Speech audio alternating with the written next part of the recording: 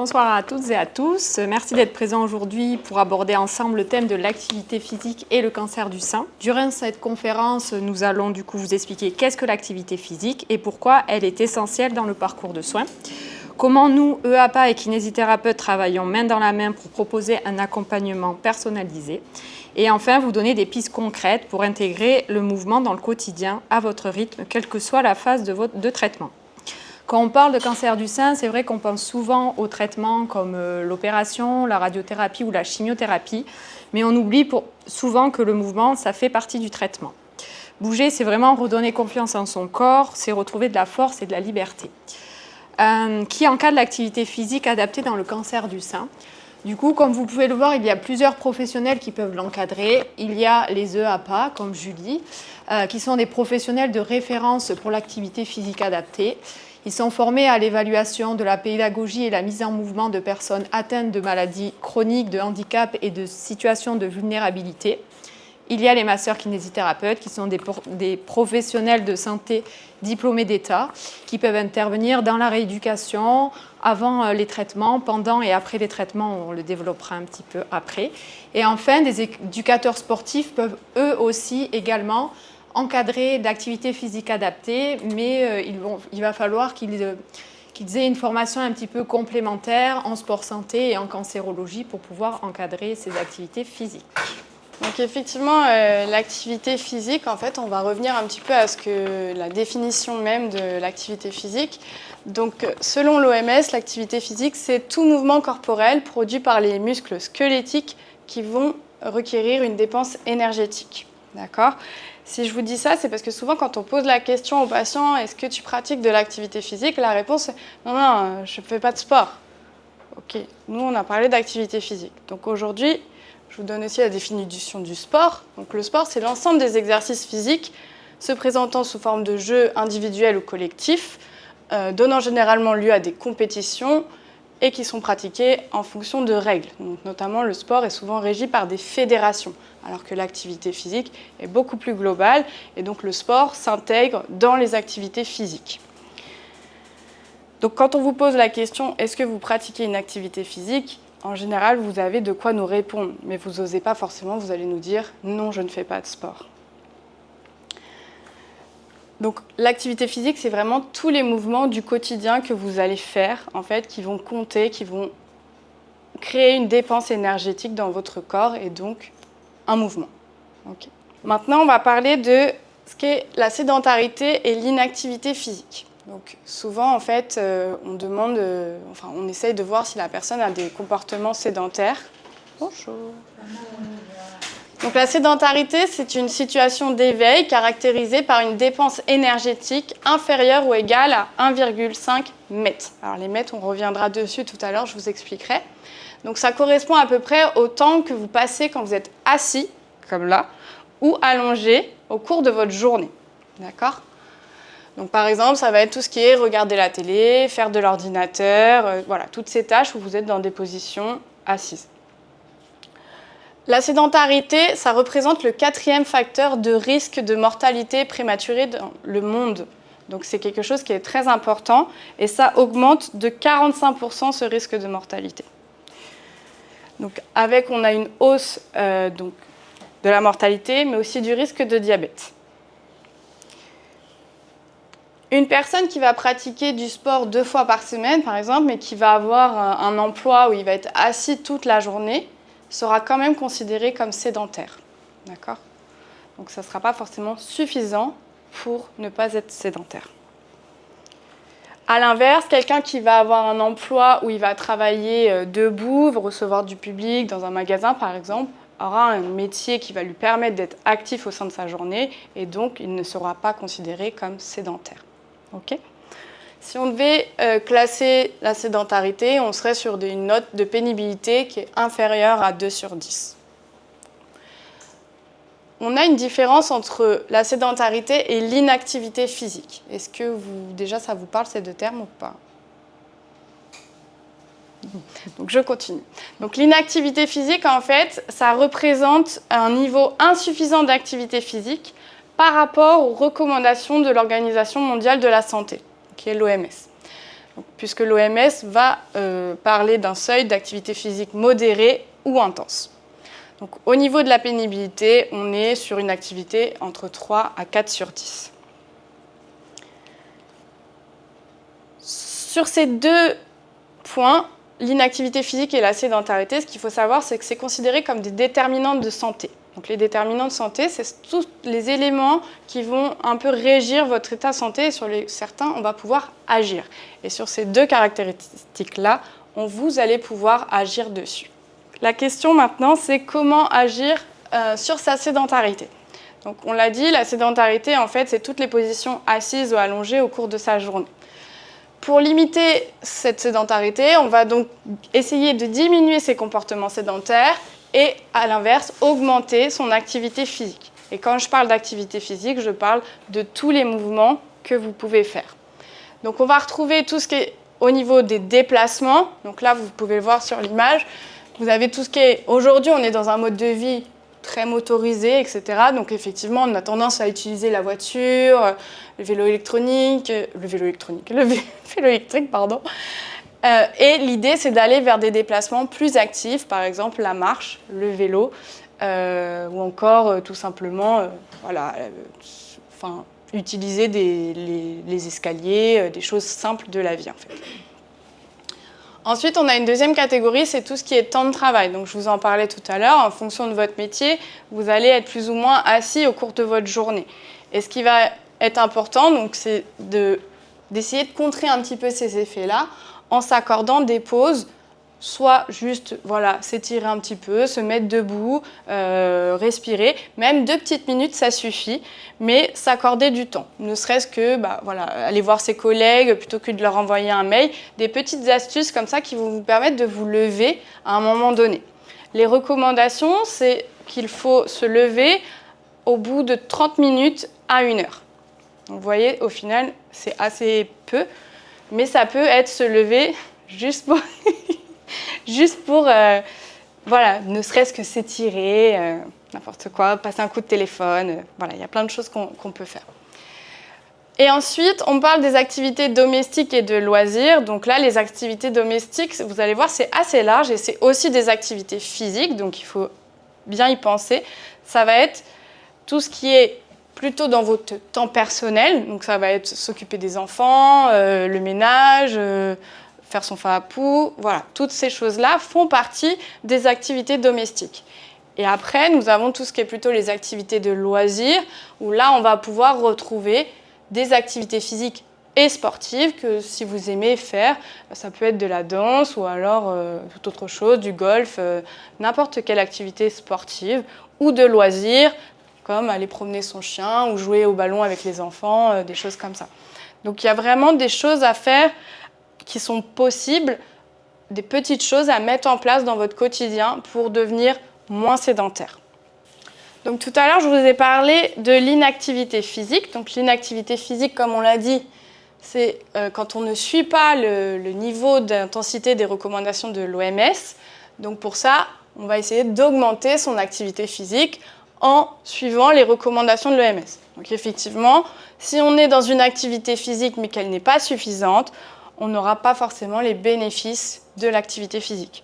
Donc il va falloir plutôt aller sur des efforts en accord avec les recommandations. Donc pour les enfants, on est sur 1 heure par jour d'activité physique d'intensité modérée à soutenue. Et pour les adultes, 2 possibilités, soit 30 minutes par jour, 5 fois par semaine, pour une activité d'intensité modérée, soit entre 25 et 30 minutes, 3 fois par semaine pour une intensité soutenue. D'accord ? À partir du moment où on arrive à atteindre ces recommandations-là, on va pouvoir tirer des bénéfices sur sa santé. Okay ? Ce qui est difficile pour vous comme pour nous, c'est de se rendre compte un petit peu de qu'est-ce que l'intensité, la fréquence. Voilà, donc au niveau de la fréquence, on a les réponses 5 fois par semaine, 3 fois par semaine. Donc, pour l'intensité, je vais vous expliquer sur la diapo suivante. Donc effectivement, il existe différentes manières en fait, de classifier les activités physiques et sportives, et notamment tout à l'heure on en a parlé, les mètres. Donc les mètres, en fait, c'est une unité de dépense énergétique pour une tâche. D'accord ? Donc sur le premier tableau, on peut voir une équivalence entre les exercices, par exemple le Pilates, et les mètres qui sont consommés. Okay ? Donc là, on est à 3 pour le Pilates, et pour le jogging, la marche, on sera plutôt à 6. Donc ça, c'est un tableau qui est utilisé. C'est un extrait du Compendium of Physical Activities. Il recense près de 800 activités, et pour toutes les activités, vous avez un score. D'accord ? Après, je conçois que ce soit difficile de savoir où on est dans le score. Donc, il y a d'autres méthodes qu'on peut utiliser, et notamment celles qui utilisent donc les fréquences cardiaques, pour ceux qui ont l'habitude d'utiliser par exemple des cardiofréquencemètres, des montres connectées, ou alors des mesures en fonction de l'effort qu'on perçoit. Donc ça va être des sensations au niveau de son corps, de comment on se sent. Donc on a une échelle soit de 1 à 10, soit de 6 à 20, avec des petits repères. Si on revient aux recommandations de l'OMS, en fait, il faut pratiquer des activités physiques dites modérées ou intenses. Ici, c'est vigoureuse. D'accord ? Sur le premier tableau, les activités physiques modérées vont être entre 3 et 6. Donc, vous avez par exemple tout ce qui est Pilates Tai Chi, la marche rapide. Et pour les activités intenses, ça sera entre 6 et 9. Donc là, vous allez avoir plutôt la course à pied ou le vélo. D'accord ? Pour ce qui est du deuxième tableau, donc pour ceux qui utilisent les fréquences cardiaques, qui ont l'habitude, on est sur des fréquences cardiaques en pourcentage de la fréquence maximale, entre 64 et 96%.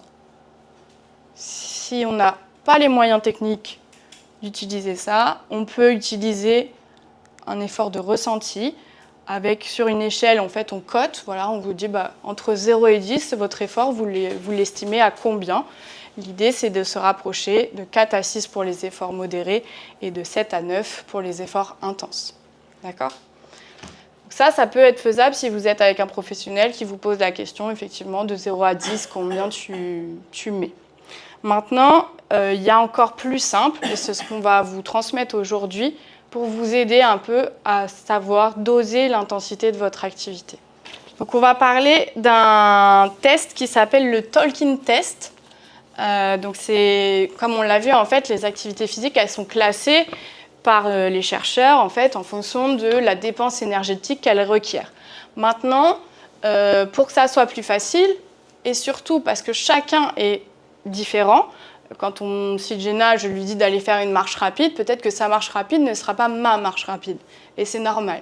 Mais par contre, si on me dit je dois faire de la marche rapide, qu'est-ce que je dois faire ? Comment je sais quelle intensité je dois mettre ? Donc pour ça, on peut utiliser le Tolkien Test, qui est un test assez simple, et qui va permettre de savoir dans quel type d'intensité nous sommes. Pour les activités légères, on va être en fait capable de chanter et de parler pendant son activité. Pour les activités modérées, on n'est plus capable de chanter, mais on peut avoir une discussion quand même. Pour les activités plus élevées, on va être sûr, je suis capable de prononcer quelques mots seulement. Et pour les activités très élevées, on n'est plus capable de chanter, on n'est plus capable de parler. D'accord ? Donc ça, c'est des repères qui sont assez simples à utiliser, que vous pouvez utiliser pour n'importe quelle activité, que ce soit quand vous êtes en train de bricoler, que vous fassiez votre jardin ou que vous alliez faire du vélo. C'est vraiment très large. Donc, il ne faut pas hésiter. Par contre, si jamais vous faites une activité, vous pensez que vous êtes dans une activité modérée, mais qu'au final, vous vous rendez compte que tout va bien, je peux chanter, je peux parler, c'est peut-être que l'intensité, elle n'est pas assez élevée. Et donc, il faudra augmenter un petit peu la difficulté de son effort. À l'inverse, si vous en arrivez à un moment où vous ne pouvez plus parler, vous n'avez plus de souffle, c'est difficile, c'est peut-être que là, l'effort était trop difficile et donc il va falloir freiner un peu l'effort. D'accord ? Donc, à ce niveau de la conférence, vous êtes capable de savoir comment modifier votre quotidien, on l'a dit, en diminuant vos comportements sédentaires. Vous êtes capable ou plutôt vous connaissez les recommandations de l'OMS et vous êtes capable d'identifier vous-même l'intensité de votre effort. D'accord? Mais seulement, c'est pas si simple, il y a encore des petites choses et Jenna va vous expliquer. Merci Julie. En effet, il y a différents types d'activités physiques. On en connaît 4. Il y a le renforcement musculaire qui sert à développer la force et la puissance des muscles, comme par exemple la danse, la gymnastique, le yoga ou le cyclisme. Mais dans des exemples du quotidien, quand vous allez par exemple monter ou descendre les escaliers, ça aussi, ça fait partie d'une activité physique musculaire ou aller porter vos courses. D'accord ? Nous, c'est un sujet qui nous intéresse beaucoup, le renforcement musculaire, parce que on sait que pendant longtemps, on pensait qu'après un cancer du sein ou qu'après d'autres cancers aussi, il ne fallait plus porter, il ne fallait plus utiliser de poids. Et aujourd'hui, on sait que c'est l'inverse. Il faut vraiment faire du muscle dès que possible, tout en respectant bien sûr les douleurs, les cicatrisations et l'état. Mais en fait, pourquoi c'est si important ? Parce qu'il y a certains traitements, comme par exemple la chimiothérapie, qui va faire un déconditionnement, une perte de masse musculaire, de force. C'est ce qu'on appelle la sarcopénie. Et du coup, pour prévenir ça et pour lutter contre ça, le renforcement musculaire, ça va vraiment être un allié. D'accord ? Et du coup, on va pouvoir le faire encadré avec des EAPA, ou des kinésithérapeutes, avec par exemple des élastiques, des poids légers, ou même avec le poids du corps. Donc c'est une des activités qui est importante. Et on recommande de faire des exercices de renforcement musculaire 2 à 3 fois par semaine, en travaillant aussi bien le haut du corps que le bas du corps. Après, on trouve l'activité physique d'endurance. C'est l'activité qui permet d'augmenter ses capacités cardio-respiratoires. D'accord ? C'est tout ce qui fait travailler le cœur et la respiration, comme par exemple la course à pied, la marche, la natation. Mais aussi quand vous passez l'aspirateur ou quand vous allez dans votre phare à poux, que vous faites un petit peu de jardinage, c'est aussi une activité physique d'endurance. Donc, comme elle disait Julie, si l'activité est d'intensité modérée, il va peut-être en falloir en faire un peu plus longtemps dans la semaine. Par contre, si cette activité d'endurance est plus intense, vous allez pouvoir en faire moins car l'effort il est plus important. L'objectif, c'est vraiment d'entretenir la condition physique et cardio-respiratoire. Ensuite, nous avons l'activité de souplesse. C'est celle qui va nous permettre de travailler l'agilité, la mobilité articulaire, les étirements, comme le yoga, le qigong, le tai chi aussi. Ici, il y a beaucoup de gens qui en font, donc c'est une très bonne activité de souplesse, le golf. Alors ça, c'est à titre d'exemple, il y en a d'autres également. Mais également dans la vie quotidienne, quand vous faites des travaux ménagers, quand vous faites votre lit, vous faites de la souplesse, de la mobilité. Et avec les professionnels qui vont vous accompagner, ils vont pouvoir aussi vous faire un petit programme d'exercices d'étirement que vous allez pouvoir faire de manière journalière, par exemple le matin ou le soir. Mais c'est conseillé de faire une activité de souplesse un jour sur 2, voire 2 à 3 fois par semaine. Et enfin, on a les activités d'équilibre. Celle-ci, normalement, on la conseille pour les personnes qui prennent de l'âge. Mais nous, elle va nous intéresser dans le cancer et dans le cancer du sein. Pas que dans le cancer du sein, mais dans d'autres cancers. Parce que, encore une fois, dans les traitements, il y a des effets secondaires, comme par exemple les neuropathies qu'on peut trouver pendant la chimiothérapie et qui vont pouvoir créer un petit peu des gènes et qui va permettre de déstabiliser la personne. Elle va peut-être avoir moins d'équilibre, elle va être moins sûre dans ses déplacements. Donc nous allons, pour les personnes qui prennent de l'âge, mais même pour les personnes qui ont des traitements, inclure cette activité d'équilibre. Alors il y a la danse, le yoga, la marche, mais même dans la vie de tous les jours, quand vous marchez, quand vous vous douchez, quand vous promenez votre chien, vous faites des activités physiques d'équilibre. Donc voilà, c'est vraiment ces 4 types d'activités qu'il va falloir essayer d'intégrer. On va vous redire à quelle fréquence et combien de fois dans la semaine. Et je le redis, mais ces types d'activités, elles sont vraiment essentielles pour tout le monde. Et les recommandations sont globalement les mêmes, que ce soit pour une personne en bonne santé ou pour un patient ayant eu un cancer. D'accord ? La seule différence, bien sûr, c'est qu'on va adapter l'intensité et la progression en fonction de l'état de fatigue et des traitements, bien sûr, du patient. On ne va pas demander la même chose comme renforcement musculaire quand on est en bonne santé que quand on sort d'une chimiothérapie ou quand on est fatigué avec les traitements. Je voulais revenir avec vous sur un petit sujet qui est les 10 000 pas, parce que c'est vrai que souvent, moi, les patientes, elles me demandent « Et les 10 000 pas par jour, est-ce que c'est bien? Je n'ai pas réussi à faire les 10 000 pas. » Alors, je vous rassure, c'est pas grave. En fait, ça a été marketing, ces 10 000 pas par jour. Donc, il y a des études qui ont été faites et du coup, ce qui maintenant est plus officiel, c'est que moins de 2500 pas par jour équivaut à une activité minimale du quotidien.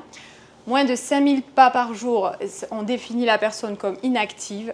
Entre 5000 et 10 000 pas, on devient plutôt actif. Et au-dessus de 10 000 pas, on est très actif. Mais encore une fois, ça dépend du patient, ça dépend de sa condition. On ne peut pas demander à une petite mamie de 90 ans de marcher 10 000 pas. On ne peut pas demander à quelqu'un qui suit des traitements qui le fatiguent, qui suit des traitements où sa condition physique est un petit peu plus difficile, de faire ces 10 000 pas par jour. Ce qu'il va falloir faire, c'est d'adapter, et on sait que les bénéfices sur la santé arrivent des 2700 pas jusqu'à se stabiliser à 7500 pas. Donc vraiment, il faut être progressif, ça c'est important. Par contre, si vous avez l'habitude, parce que je sais qu'il y en a qui aiment bien mesurer le nombre de pas, vous pouvez, si vous avez une montre ou même le portable maintenant, c'est vrai que souvent vous pouvez savoir le nombre de pas que vous faites par jour. Vous pouvez peut-être vous donner des petits objectifs. Si un jour vous êtes à 3000 pas et que voilà, vous avez envie de reprendre l'activité physique et de continuer, vous donnez des petits objectifs, mais voilà, il faut vraiment que ce soit atteignable et progressif, c'est très important. Donc ne soyez pas trop jugeante si vous voyez que vous n'avez pas fait les 10 000 pas, ça voilà, c'est plus du marketing que réellement scientifiquement prouvé. Donc là, je vais juste résumer très rapidement ce que Julie a dit et ce que je vous ai dit dans la diapo suivante. Donc, il faut vraiment réduire le temps de sédentarité en position assise ou allongée et rompre les périodes prolongées de sédentarité. Ce qui est préconisé, du coup, c'est de faire de l'exercice cardio-respiratoire, soit à intensité modérée, 30 minutes tous les jours, ou 25 à 30 minutes, 3 fois par semaine, à intensité plus soutenue. Ce qui est recommandé aussi, c'est de faire des exercices de renforcement musculaire 2 à 3 fois par semaine. Et je précise aussi qu'il faut faire aussi une petite pause. Il ne faut pas se dire, allez, c'est 2 à 3 fois par semaine, je vais faire lundi, mardi, et après je suis tranquille pour la suite de la semaine. Il faut quand même essayer de doser et de faire ça de manière quand même assez progressive. Une routine d'assouplissement, comme on vous disait, 1 jour sur 2, parce que c'est très important, les traitements malheureusement enraidissent, une opération aussi peut enraidir, donc cette petite routine, il faut aussi l'inclure. Et des exercices d'équilibre si besoin, ou chez les personnes de 65 ans et plus. Donc ça, voilà, c'est les recommandations, là vous les avez résumées. Donc voilà, ça c'est quand même important de s'en souvenir. Et je voulais revenir aussi sur un sujet, voilà, vous voyez ça, vous vous dites, oh là là, il y a tout ça à faire, mais c'est double peine, mais j'ai envie de vous dire que ça, c'est valable pour tout le monde, pour Julie, pour moi, pour vous, même pour Jade. Et en fait, voilà, c'est pas la double peine, c'est juste que il faut, pour bien vieillir, pour être en bonne santé, pour un homme, pour une femme, il faut dans son quotidien réussir à essayer de faire toutes ces activités physiques. Sauf que ce qu'on sait, c'est que en fait, les bénéfices dans le cadre de la maladie sont vraiment d'autant plus importants. Et du coup, on va vous expliquer pourquoi les bénéfices pour des personnes qui sont en bonne santé et les bénéfices pour des personnes qui sont atteintes de cancer. Donc oui, effectivement, si on parle d'activité physique, c'est qu'on sait qu'il y a des bénéfices à le faire. Donc ça peut être des bénéfices qui sont immédiats après une séance d'activité physique, où on va avoir une amélioration de la qualité du sommeil, peut-être moins d'anxiété, et une diminution des pressions artérielles. Mais surtout, ce qui va nous intéresser, c'est les effets à long terme qui sont beaucoup plus conséquents. Donc ça peut être au niveau du cerveau, en réduisant les risques de développer une démence ou alors de souffrir de dépression. Au niveau du cœur, avec une baisse des risques de maladies cardio-respiratoires et vasculaires. Là, ils ont intégré le diabète de type 2, donc effectivement, ça réduit les risques de développer un diabète de type 2. Comme on vous l'a dit, et ce pourquoi nous sommes là aussi, la prévention des cancers, donc ça réduit le risque sur 8 cancers, ça c'est prouvé, et ça réduit aussi le risque de récidive des cancers. Au niveau du poids de corps, donc ça peut être réduire le risque de surpoids ou à l'inverse, quand on a une maladie, ça peut être de stabiliser son poids, de stabiliser au niveau de sa musculature. le renforcement des os pour les personnes qui souffrent d'ostéoporose, donc notamment les personnes âgées peuvent avoir aussi plus de problématiques au niveau des os. Et comme le disait Jenna, tout ce qui est équilibre pour les personnes plus âgées avec le risque de chute. Donc l'ensemble de ces bénéfices en fait sont intéressants pour notre santé et donc on a vraiment une amélioration de la condition physique générale, une diminution des risques de maladie et une diminution des décès prématurés. Maintenant, nous, ce qui nous intéresse, c'est les effets que vont avoir l'activité physique sur le cancer du sein, mais ça peut être aussi pour d'autres cancers. Voilà, je laisse Jenna. Donc là, on va parler des bénéfices prouvés en lien avec le cancer. Ils sont nombreux et mes patientes savent que je pense que je le répète assez souvent. Du coup, on vient de voir que bouger, c'est pas seulement faire du sport, mais alors pourquoi bouger quand on a un cancer du sein? Et surtout, qu'est-ce qui change vraiment? Alors, la science, qu'est-ce que dit? Tout ce qu'on va dire là, quand même, c'est prouvé, c'est scientifique. Nous, on n'a rien inventé. C'est pas parce que ça me fait plaisir de dire aux gens qu'il faut faire de l'activité physique, c'est que c'est prouvé.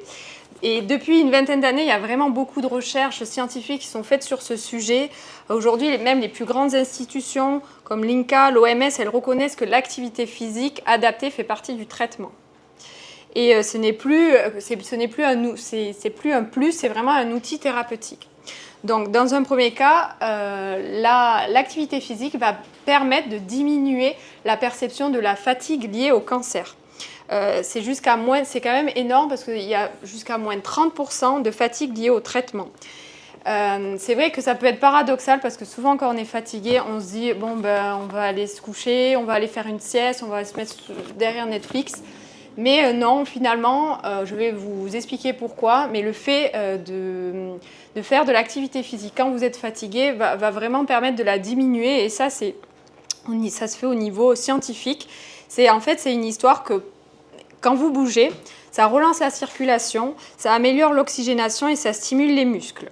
Et du coup, ça va rééquilibrer ce qu'on appelle des cytokines. Et ces mauvaises cytokines, elles sont vraiment présentes quand vous avez un cancer. Ça favorise l'inflammation et la fatigue. Mais il y a des bonnes cytokines, heureusement, qui s'appellent les myokines. Et celles-ci, du coup, elles vont être produites quand les muscles se contractent. Donc, conclusion. Dès qu'on bouge quelques minutes, on fabrique ces myokines. Et c'est pour ça que ça a cet effet sur la fatigue quand vous bougez. En plus, ce qui est intéressant, c'est qu'elles peuvent rester 72 heures, d'accord? Elles sont actives 72 heures, d'où l'intérêt de bouger régulièrement. Par exemple, si vous bougez le lundi et que vous attendez le vendredi, peut-être que le vendredi, vous serez fatigué, mais le mardi, le mercredi, ça ira. Mais plus vous allez bouger régulièrement, plus cette diminution de perception et de fatigue va être présente. Donc, c'est vraiment important de le faire régulièrement. Et le mouvement, ça devient vraiment presque comme un médicament. Un autre point, et qui n'est pas négligeable, c'est la diminution du risque de récidive des cancers du sein, du côlon et de la prostate. Les chiffres, c'est entre 16 et 40% quand même, et 40% c'est pour le cancer du sein.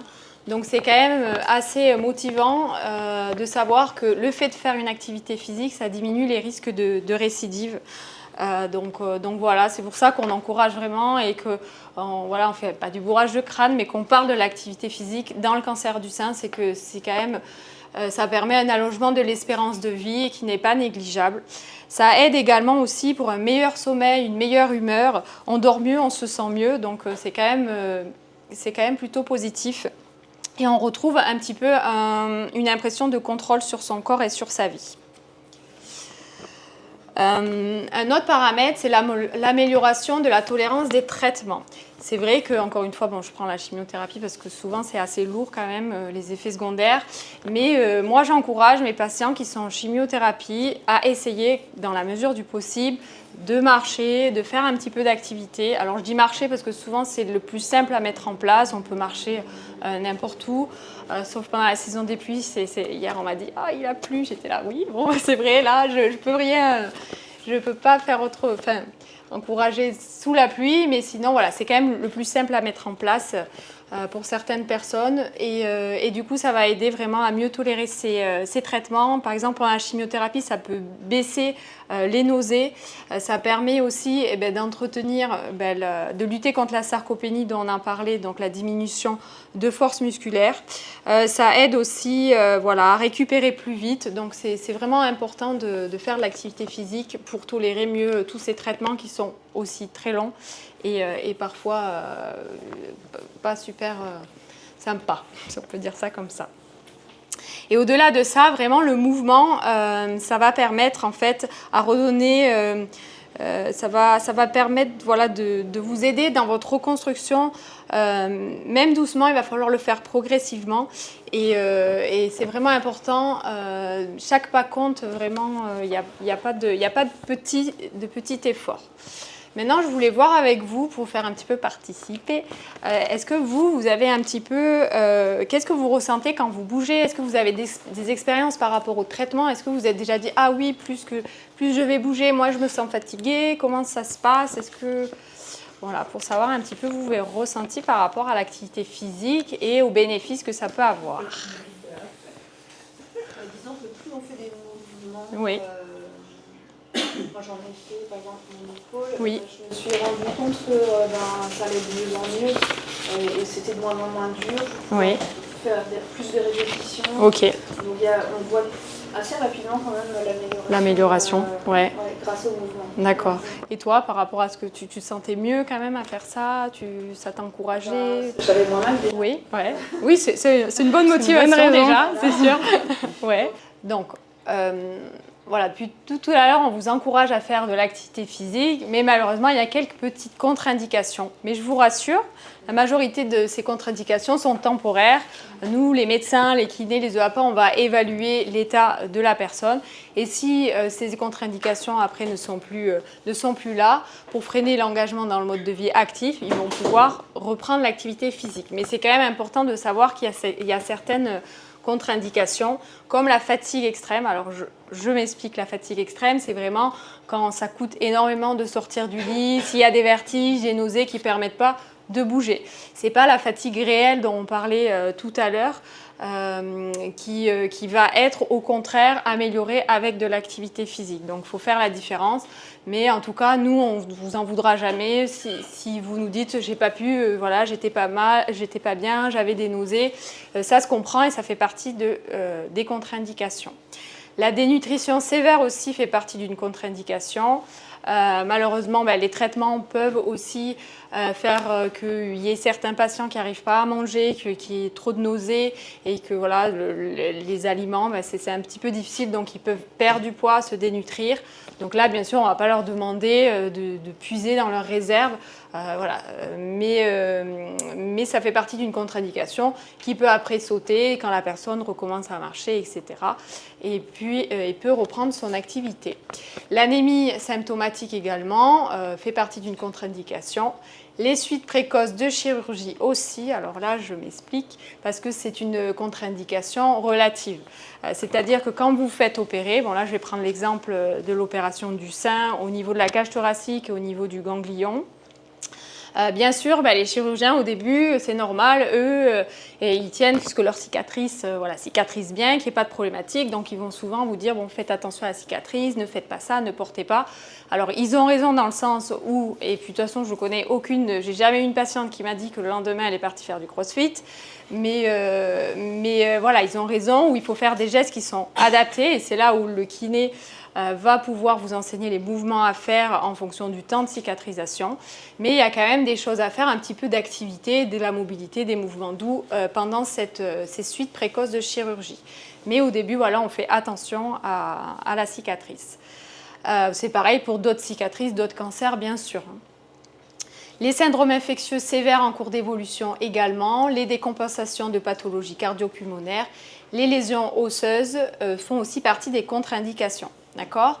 Je voulais faire un petit point sur les cancers métastasiques parce qu'on m'a déjà posé la question. Et avant, souvent, les personnes qui avaient des cancers métastasiques étaient quand même exclues de l'activité physique. Maintenant, on a revu quand même ça et les patients qui ont des cancers métastasiques peuvent faire de l'activité physique.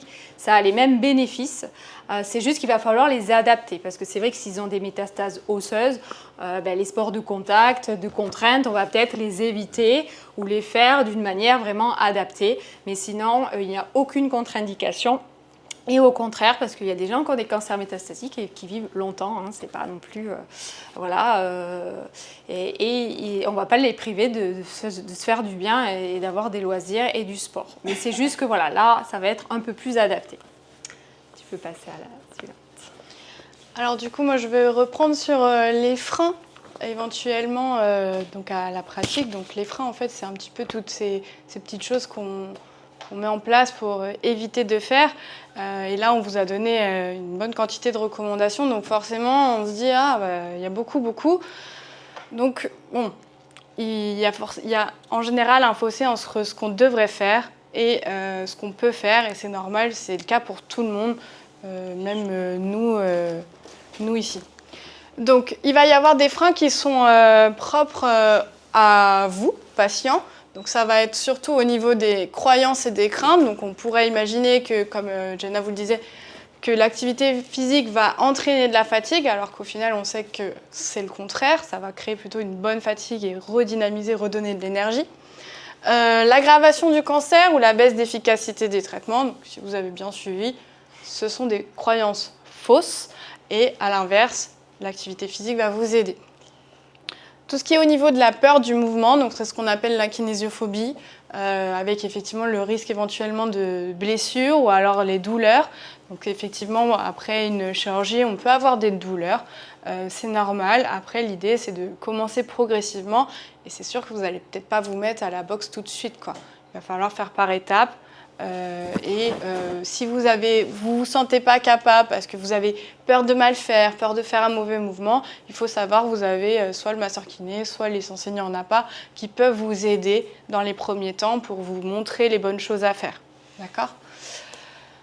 Le manque de connaissances, donc c'est un peu pourquoi on est là aujourd'hui, pour essayer de vous transmettre ces informations, qu'il est bon de bouger dans les cas de cancer, que ce soit le cancer du sein ou d'autres cancers, ou même pour la population générale, d'une manière globale, tout le monde devrait avoir une activité physique. Et du coup, les solutions, on vous a donné un petit peu des petites astuces pour commencer à changer votre mode de vie. On en parlait tout à l'heure, la motivation, ça fait partie aussi des difficultés donc émotionnelles, mais on a aussi tout ce qui est physique. Effectivement, quand on se déconditionne, pour quelqu'un qui a été sportif ou sportif de haut niveau, reprendre des intensités faibles, ça peut être difficile. On peut se voir comme quelqu'un qui est moins performante, mais la situation est comme ça aujourd'hui. On va pouvoir réapprendre, refaire doucement. C'est de façon progressive qu'on va avancer en fait et retrouver peut-être ce sentiment de performance qu'on a envie. Je parlais de la course tout à l'heure. Effectivement, des fois, ça peut jouer aussi en fonction de notre fatigue. Ça peut jouer. Il y a des jours où on va être bien, on va avoir des performances qui sont meilleures. On a des jours où on sera moins bien. On aura des moins bonnes performances. Il faut essayer d'aller de l'avant et de prendre les petits progrès chaque jour. Le manque de temps, ça c'est un grand dilemme dans notre société d'aujourd'hui. Alors le manque de temps, certes on a tous des activités au quotidien, plus quand on est malade, on a aussi tous les rendez-vous médicaux qui prennent du temps dans la semaine. Après je vous rassure, quand vous allez voir le kiné, vous faites de l'activité physique.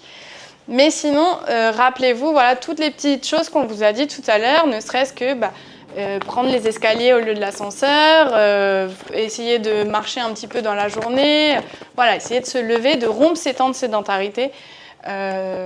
C'est de l'activité physique et ça peut aider contre le manque de temps.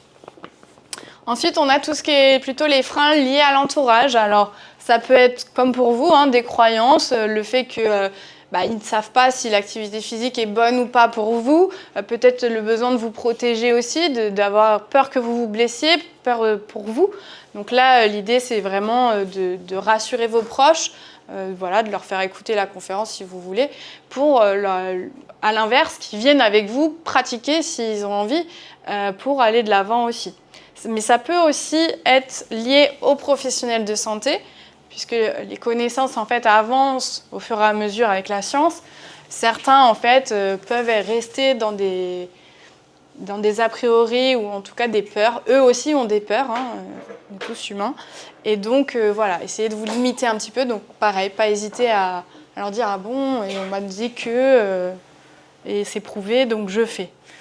Et ensuite, tout ce qui est plutôt lié à l'environnement, donc quand c'est l'environnement au sens large, c'est donc l'accès aux ressources. Donc ça peut être, si vous avez un stade autour de chez vous, les choses comme ça, c'est vrai que c'est plus facile de faire de l'activité physique quand on a des infrastructures, par exemple. Dans votre parcours de soins, si l'activité physique adaptée, pour le coup, n'est pas intégrée à votre parcours de soins, ça veut dire qu'il faudra effectivement ajouter, donc ça ne facilite pas forcément les choses.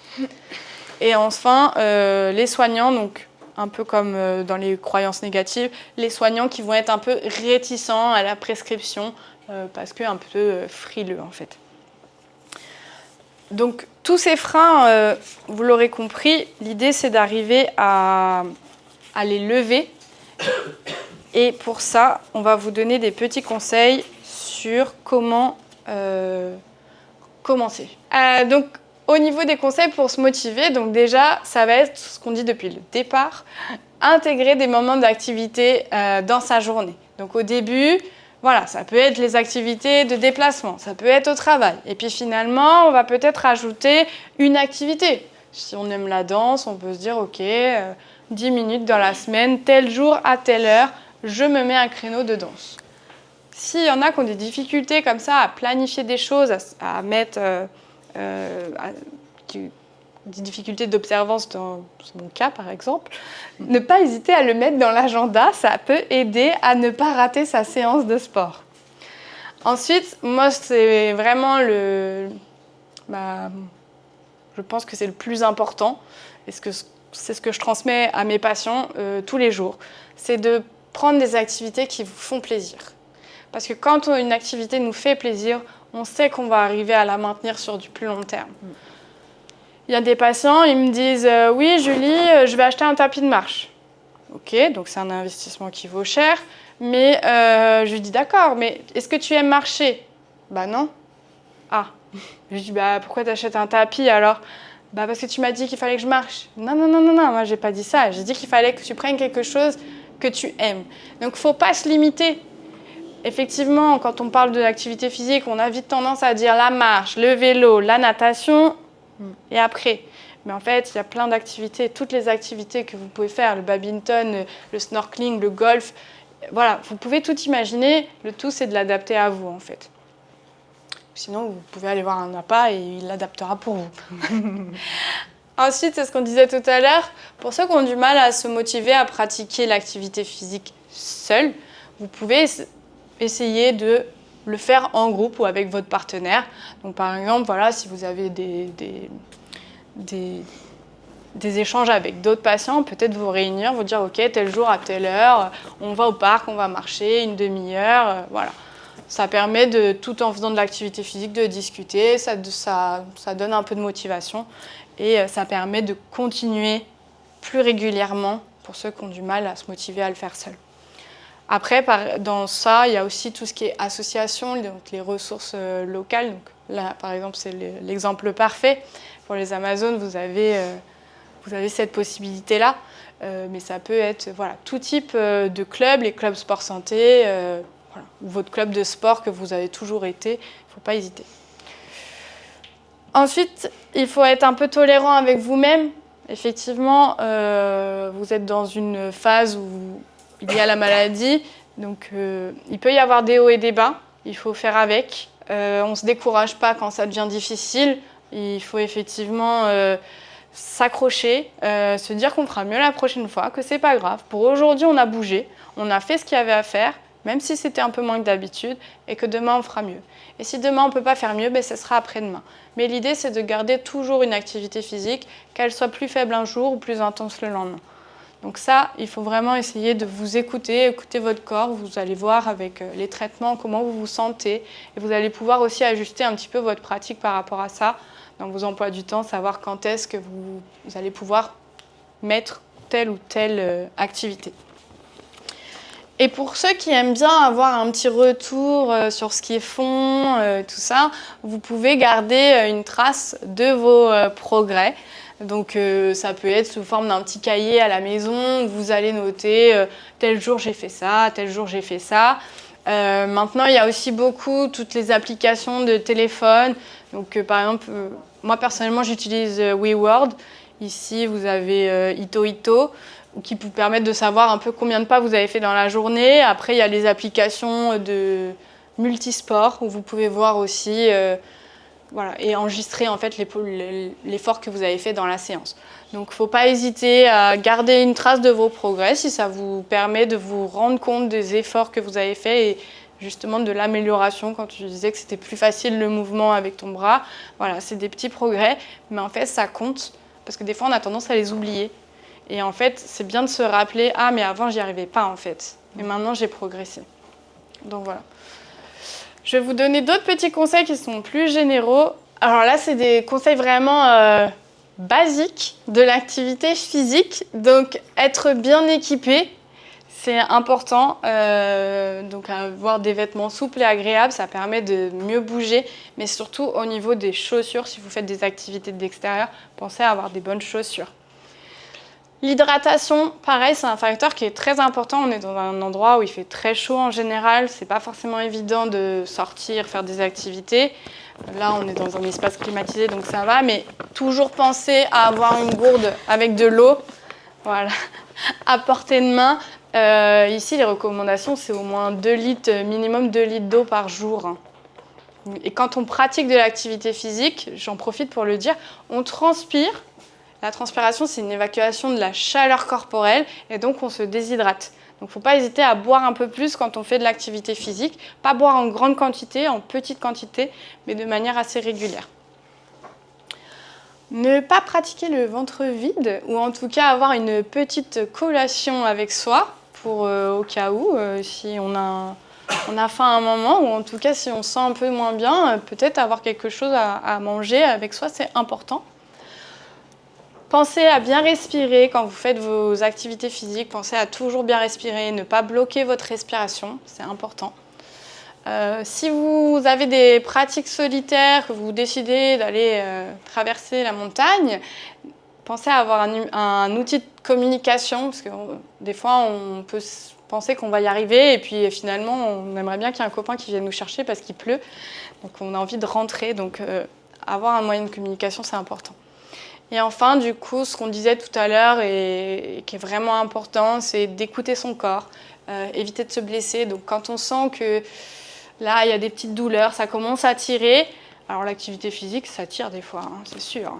Mais quand on sent que ça ne fait pas comme d'habitude, que ça commence à faire un peu mal, là, c'est que peut-être il faut ralentir le rythme. Et si vraiment on se fait vraiment mal, peut-être que là, il faut se mettre au repos. D'accord ? Donc ça, c'est vraiment des conseils pour tout le monde, on va dire, à avoir. Et Jenna va vous donner des petites astuces pour le cancer. Donc là, je vais parler de petits exemples concrets que j'ai déjà eu en cabinet et qui reviennent souvent.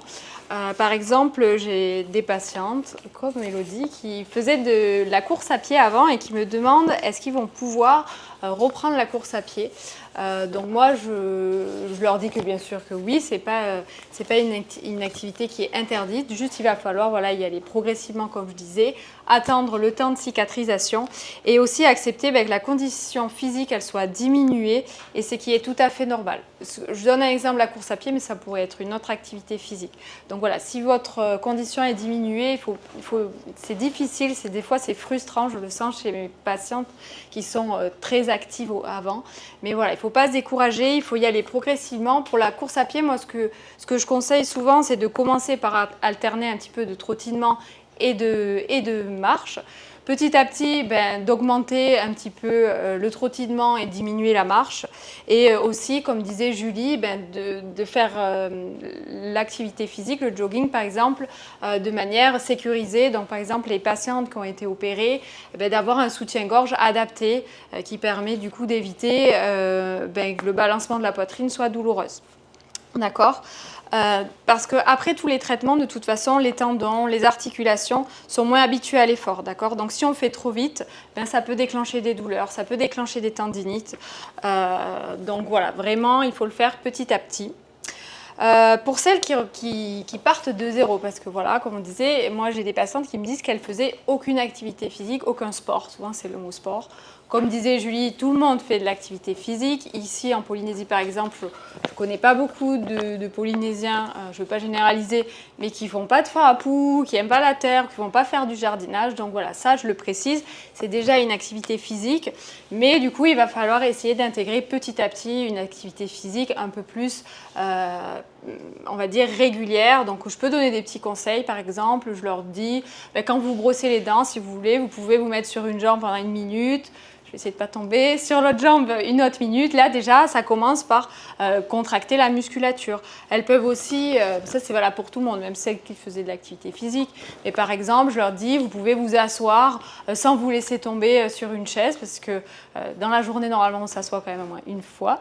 Et vous relevez doucement. Donc là, pareil, ça vient recruter la musculature. Elles peuvent aussi, dès qu'elles passent une porte, toucher le haut. Voilà, c'est plein de petits mouvements à mettre en application qui, petit à petit, ça va créer comme une petite séance sportive et ça va les aider. Par contre, ce qu'il va falloir pour ces dames ou ces messieurs, c'est d'augmenter le nombre de répétitions et d'augmenter la durée, bien sûr. Parce que ce que je viens de dire, voilà, c'est des petites choses. Mais pour le début, ça peut encourager. Mais après, voilà, il va falloir augmenter petit à petit. Par exemple, cet exercice, il est très bien. Moi, je le conseille souvent pendant la chimiothérapie, mais il peut être appliqué à tout moment. C'est voilà, de s'asseoir sur une chaise avec les bras croisés sans s'aider des bras et se relever de la même façon. Voilà, là, on va commencer par activer la musculature des membres inférieurs.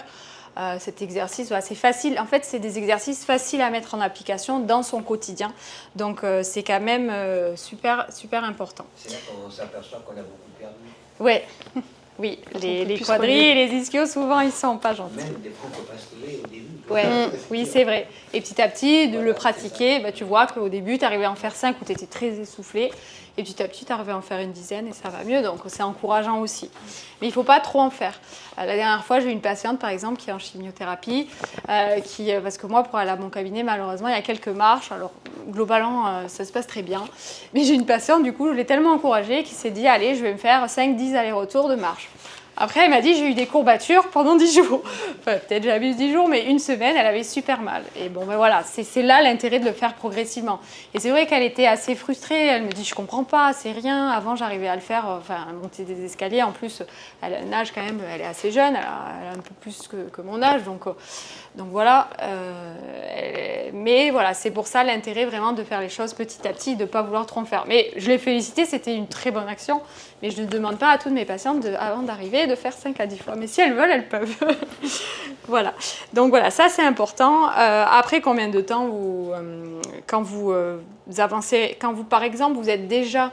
parce que là, j'ai parlé des gens qui reprennent l'activité, mais les gens qui sont déjà sportifs, il faut reprendre une activité et des fois la diviser par 2-3 fois par rapport à avant. Ça, c'est normal. Mais petit à petit, vous allez augmenter la durée et votre forme, selon votre forme et vos traitements, ça va de soi. Mais faut pas... c'est vrai que j'ai des patientes, par exemple une patiente qui fait du yoga, qui en fait de manière assez souvent. Et c'est vrai que peut-être maintenant, elle en fait peut-être 3 fois par semaine et avant, elle arrivait à en faire tous les jours.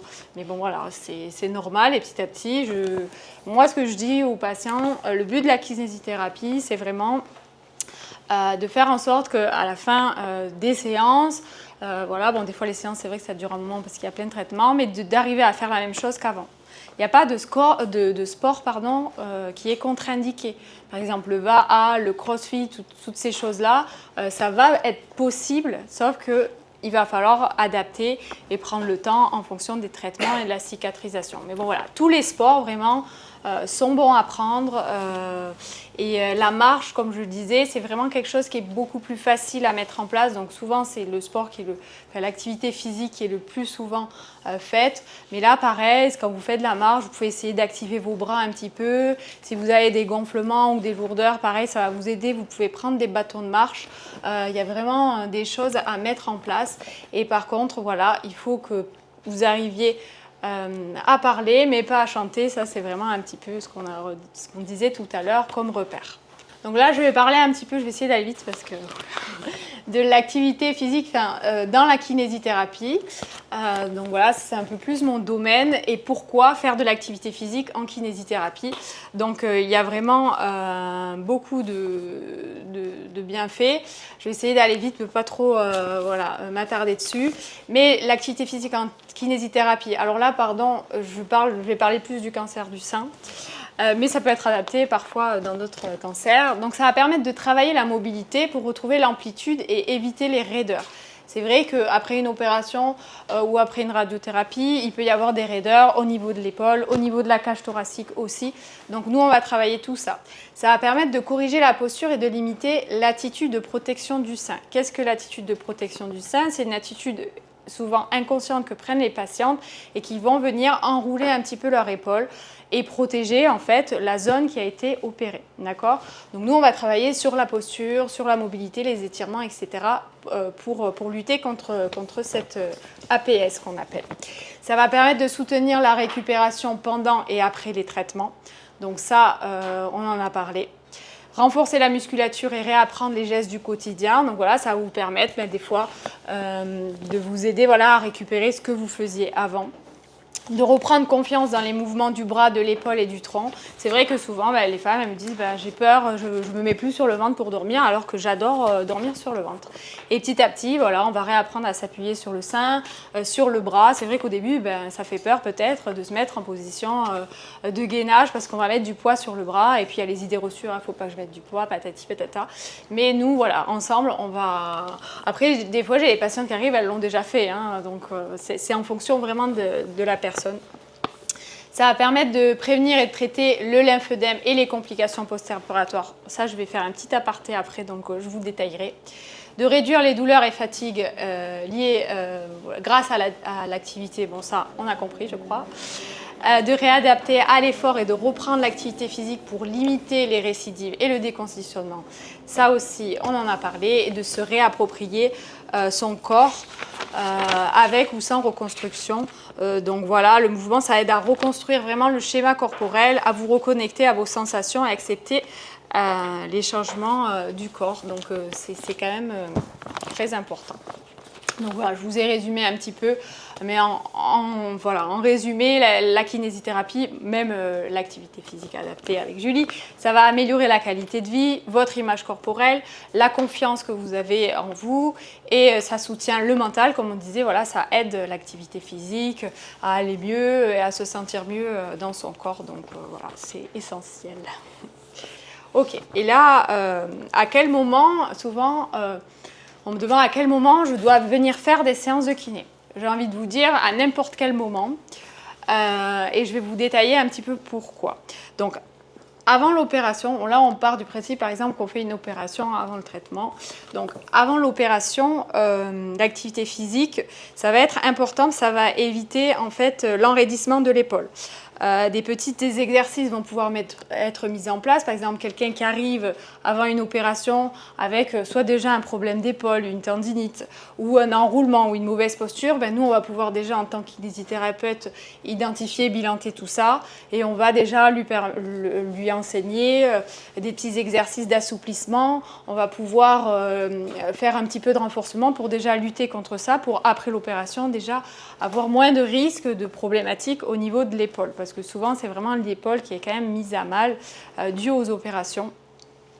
Après l'opération, bien sûr, on va pouvoir agir sur tout ce qui est raideur, sur tout ce qui est douleur, avec des petits exercices. Là encore, moi, j'aime bien, et je vous montrerai tout à l'heure, donner à mes patientes un petit livret. C'est le RKS, c'est le réseau des kinés du sein, qui fait ce livret avec des petits exercices après l'opération, parce que comme je vous disais, il faut bouger après une opération, mais il faut que ce soit adapté.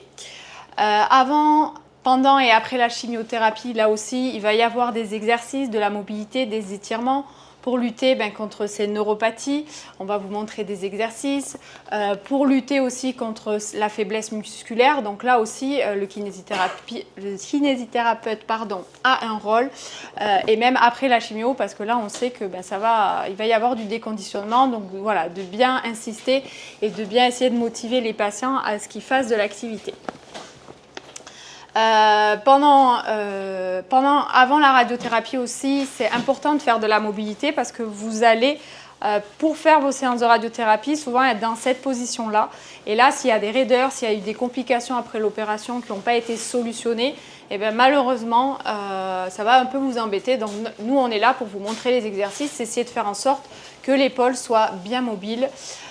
Pendant la radiothérapie, alors ça c'est important, on continue l'activité physique, mais en faisant bien attention bien sûr aux tissus, à la peau, parce qu'on sait que la radiothérapie, elle va quand même avoir un impact sur la peau.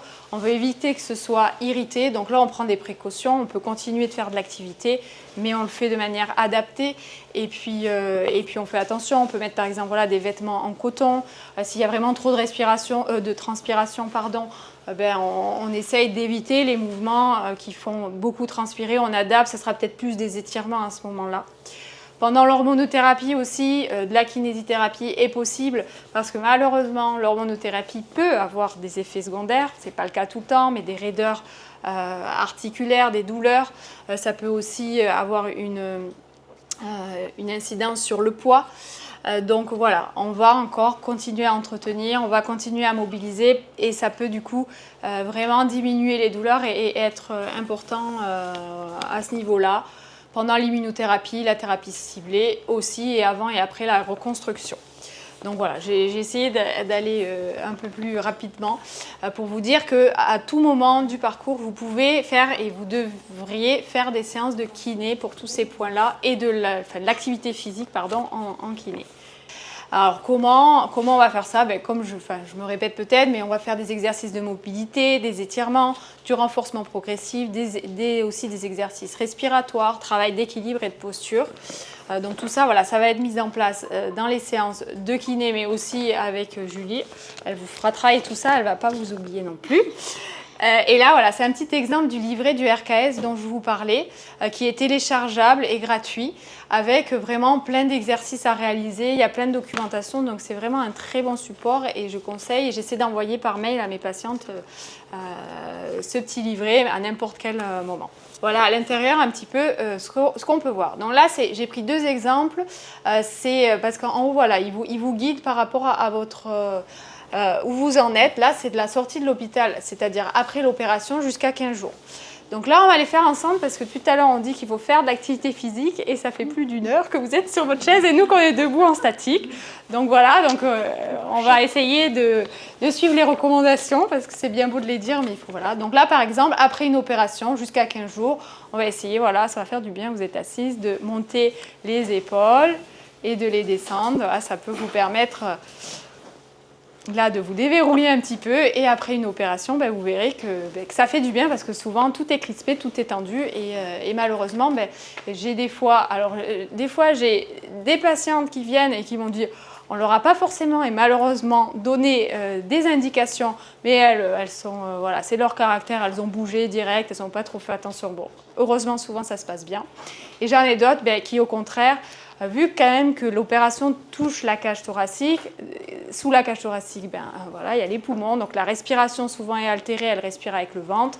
Cette zone est crispée, du coup elle ne bouge pas trop. Donc ces petits mouvements qui sont très simples et tout le monde peut arriver à en faire, des fois ils sont difficiles à faire au début et peuvent faire des douleurs. Le deuxième exercice, par exemple, celui-ci, il est tout simple, c'est pareil, on va venir tendre et lever les bras. Alors là, on fait attention jusqu'à 15 jours, sinon les chirurgiens ils vont me gronder. On fait attention à la cicatrice, si on sent que ça tire trop, bien sûr, on ne va pas jusqu'en haut, on reste à 90 ou un peu plus. Mais bon, voilà, c'était un petit exemple, c'était pour vous faire bouger aussi. Je ne pouvais pas ne pas vous faire bouger pendant la conférence. Tu peux passer, s'il te plaît. Et là, je vais aller vite, c'est d'autres exercices, voilà, pendant la radiothérapie, pendant la chimio. Donc, vous voyez qu'il y a vraiment beaucoup de choses à faire. Alors, il n'y a pas que ça, il y a d'autres exercices, mais par exemple, pour la radio, voilà, il y a de la respiration, des étirements, de la mobilité. Pareil, pendant la chimio, il y a de l'équilibre, du renforcement. Donc, vraiment, c'est important de pouvoir faire tous ces exercices-là. Alors là, voilà, c'est un petit aparté que je voulais faire quand même, c'est par rapport au lymphœdème. Donc ça, souvent, c'est un peu la peur des patients qui sont opérés ou quand il y a des curages axillaires, d'accord? Parce que les curages axillaires, on vient enlever un petit ganglion. Juste, je précise, cette diapo, je ne la fais pas du tout pour vous faire peur. Au contraire, c'est pour vous rappeler ou même dire, parce qu'il y a eu beaucoup d'idées reçues sur ça. Souvent, quand les patients arrivaient avec un lymphœdème, c'était un peu la panique. Il ne faut rien faire, il ne faut pas porter, il ne faut pas bouger, par peur d'aggravation. Maintenant, il y a des études qui ont été faites qui prouvent que vraiment l'activité physique, ça va être un support et un outil pour lutter contre le lymphœdème.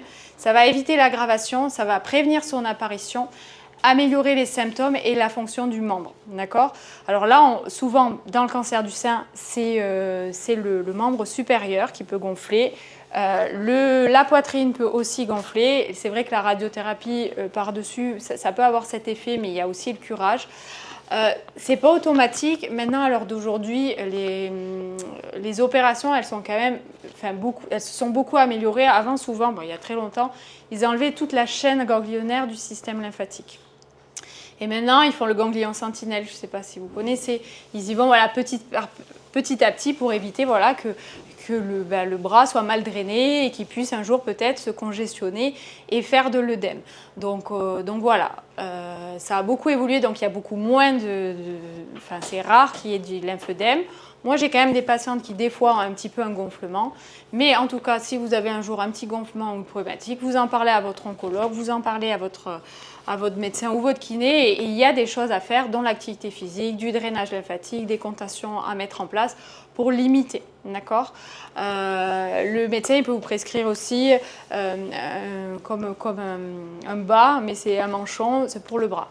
Voilà. Bref, ça ne va pas vous arriver, mais juste pour vous dire qu'il y a des solutions et que l'activité physique est bonne. Ce qu'on ne sait pas, c'est pourquoi il y en a qui vont l'avoir ou pas. Bien sûr, s'il y a eu beaucoup plus de ganglions, beaucoup de radiothérapie, il y a un petit risque de plus.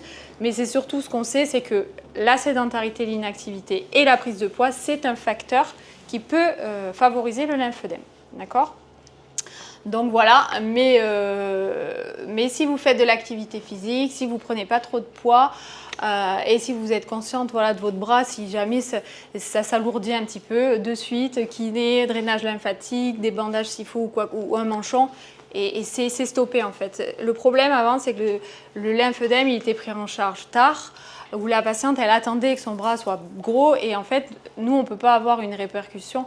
Si le bras, vraiment, il est gros, il prend quelques centimètres, on va pouvoir le diminuer un petit peu, mais après, on ne pourra pas. Par contre, si c'est au tout début, là, on va pouvoir drainer et ça va aller, il n'y aura pas de complications. Donc voilà, juste pour préciser, les femmes qui ont un lymphœdème, il faut bouger, mais de manière adaptée. Il y a des sports qui sont un peu plus conseillés, comme la natation, qui vont permettre le retour un peu plus facile, mais il n'y a aucun sport qui est contre-indiqué. Par contre, il faut faire attention de ne pas en faire trop, de ne pas trop porter et s'écouter. De toute façon, les femmes, elles le sentent. Ah là, mon bras, il commence à gonfler, donc elles savent que ce qu'elles ont fait, c'était trop. Mais il faut quand même qu'elles bougent, il faut quand même qu'elles musclent leurs bras ou leurs jambes. Par exemple, dans le cancer de la prostate, on sait, moi j'ai déjà eu en métropole des patients qui avaient du lymphœdème au niveau des membres inférieurs. Et voilà, il faut marcher, il faut faire tout ça. Donc voilà, là on peut voir la marche nordique, par exemple, qui mobilise 90% des muscles du corps. Et il est vraiment très important et il peut être pratiqué lors d'un lymphœdème, là, des activités aquatiques, comme je vous disais, qui allègent le poids du membre affecté. Donc voilà. Pilates, yoga, bon bref, je ne vais pas tous les faire, mais ça peut être... Ça peut être conseillé comme sport. Donc voilà, pour résumer, toutes les femmes opérées du sein devraient bénéficier d'un suivi en kinésithérapie. Le mieux, c'est de débuter les séances le plus tôt possible, vous l'avez compris, même avant les traitements, des fois, c'est bénéfique.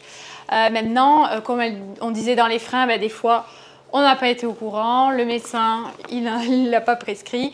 Donc c'est pour ça que c'est important, vous qui le savez, si vous connaissez quelqu'un qui a un cancer, de lui parler de l'activité physique adaptée, de lui parler des APA et des kinés. Comme ça, lui, il va pouvoir même demander une prescription à son médecin, que ce soit son oncologue, radiothérapeute, gynécologue ou médecin traitant.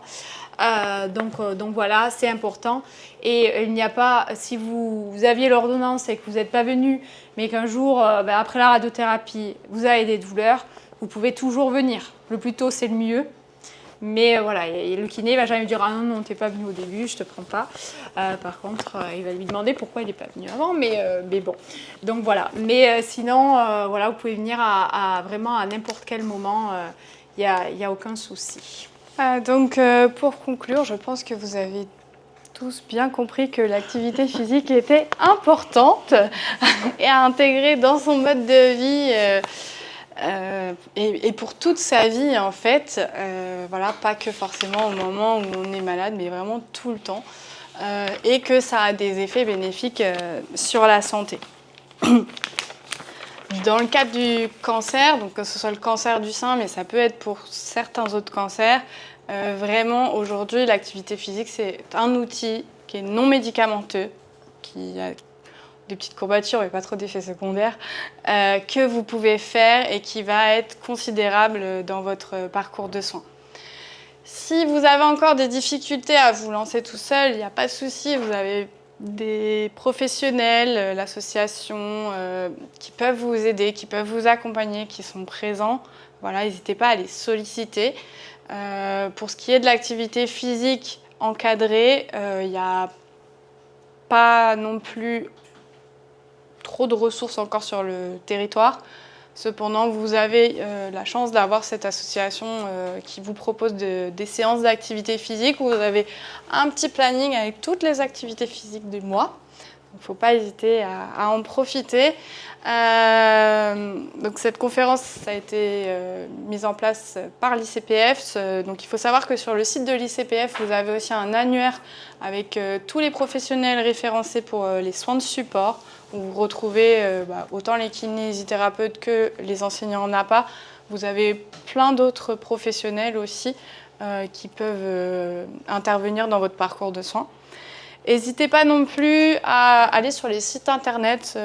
Donc là, on a parlé de Rose Up, qui propose aussi des petits journaux avec de l'information. Donc voilà, le message que je veux vous faire transmettre, c'est que vous n'êtes pas tout seul. Vous pouvez demander à être accompagné. Si vous ne le souhaitez pas, vous pouvez vous lancer dans une aventure sportive, il n'y a pas de problème. Mais en tout cas, essayez au maximum d'intégrer l'activité physique dans votre quotidien, aujourd'hui ou demain. Il n'y a pas de bon moment pour commencer. L'important, c'est de faire des choses qu'on aime. Et alors, il y en a qui n'aiment pas le sport, je suis d'accord. Mais vous verrez que finalement, on y trouve goût. Et il y a des activités qui vont plus nous donner envie que d'autres. Donc vraiment, favorisez ça et allez-y, quoi. Voilà, du coup, on tenait à vous remercier d'avoir été présent. On espère que cette conférence a pu vous apporter quelques renseignements ou beaucoup de renseignements sur l'activité physique. Elle n'a pas été trop dense, désolée si on a parlé. On a beaucoup parlé. Voilà, il faut vraiment, moi je voulais finir sur mes petites phrases que j'aime bien, je vous laisse les lire. Mais chaque geste vraiment compte, chaque petit pas compte et bouger, ça ne doit pas être une obligation encore une fois. Mais c'est une manière de se sentir vivant, de reprendre confiance en soi et de retrouver du plaisir dans son corps. Nous vous remercions avec Julie pour votre attention. On va pouvoir faire un petit temps de questions ou sinon un petit temps s'il y a certaines d'entre vous qui veulent parler de leur ressenti par rapport à l'activité physique et ce que ça a pu leur apporter, elles peuvent aussi. C'est vrai que c'est pas mal aussi des fois pour les autres patients qui ont du mal à se motiver d'entendre un petit peu des expériences de chacune, ce qui se fait beaucoup chez les Amazones. Donc voilà, donc si vous avez des questions, n'hésitez pas, on essaiera de vous répondre au mieux. Et si vous voulez partager vos expériences, bon, on l'a déjà fait un petit peu. Voilà. Merci beaucoup. Merci.